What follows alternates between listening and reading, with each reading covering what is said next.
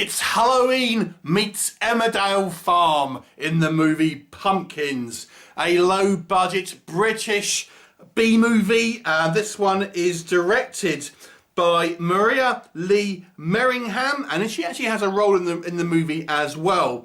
So the setup with this one is we have this old guy, this old farmer living out on his farm. He loves growing pumpkins, and then we have two chavs, two, I guess, rednecks or whatever you want to call them, in the equivalent in America, come on, invade his kind of property, and this basically causes the guy to have a heart attack and die right on his pumpkin patch.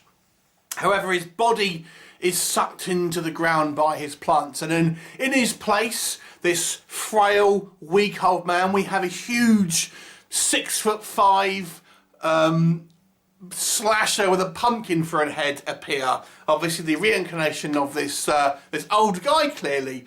And then, on the same farm lives this guy's niece, who is a gun-wielding director of the movie, in fact. And for some reason, this woman gives permission for this even gives him a knife to go and kill whoever he wants for reasons. And then that's what he does. So this pumpkin-headed slasher goes and kills anyone who crosses his path, be it campers, anyone who could have wandered onto the territory. Even the locals down the pub aren't safe.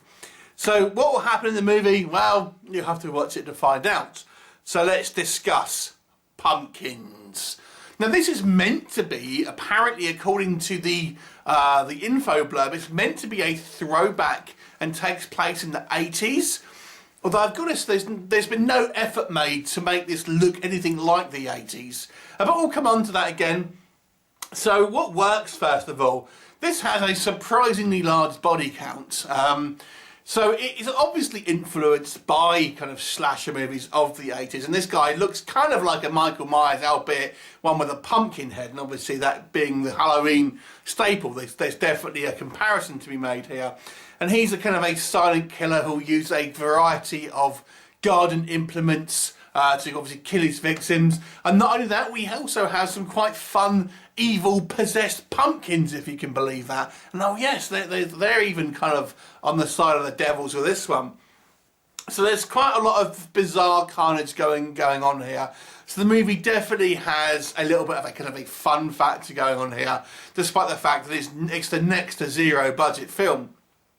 So obviously it's all filmed in location on obviously kind of some rural farm somewhere, so it benefits from having kind of an authentic kind of rustic look to a certain degree. And then we have our kind of locals down the pub, all who look like real locals that you'll see in a kind of country pub, I might add.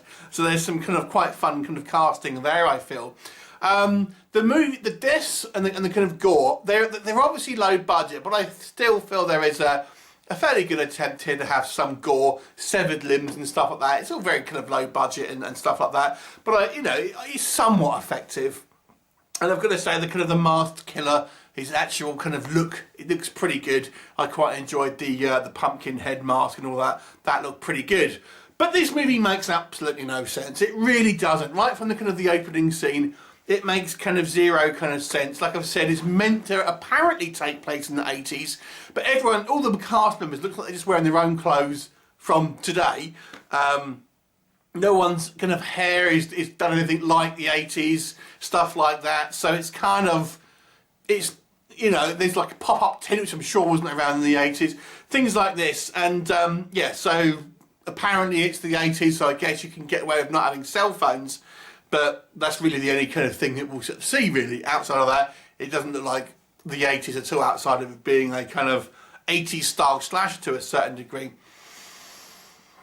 So the other odd thing I found about this movie is there's no real central protagonist as such.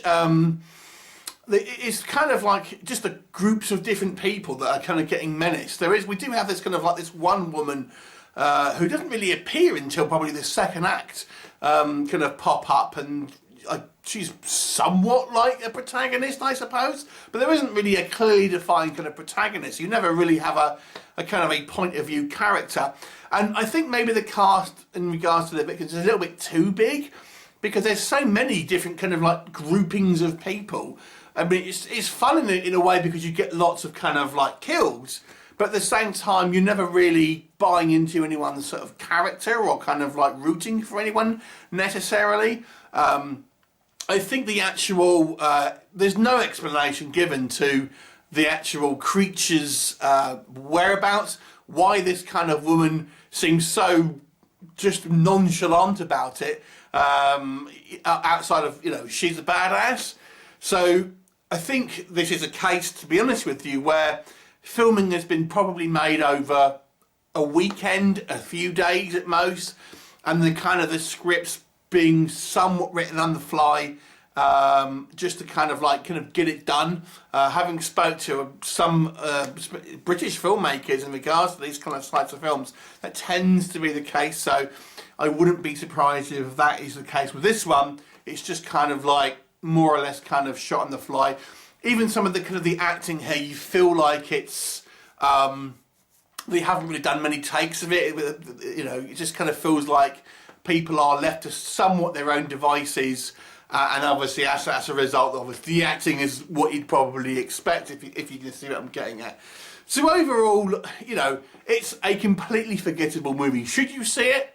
I mean, if you like low budget schlocky B movies, there are worse films. Like I've said, it does have a high body count. The killer does look kind of cool.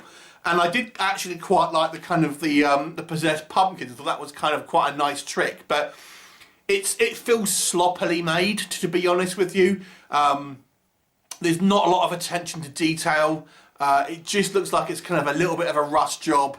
So if a filmmaker doesn't take a lot of care in the project, and I'm not saying it definitely is the case, but that's just how it appears, should we as an audience then feel like we should spend time watching it? I don't know. That's not a question for me to answer.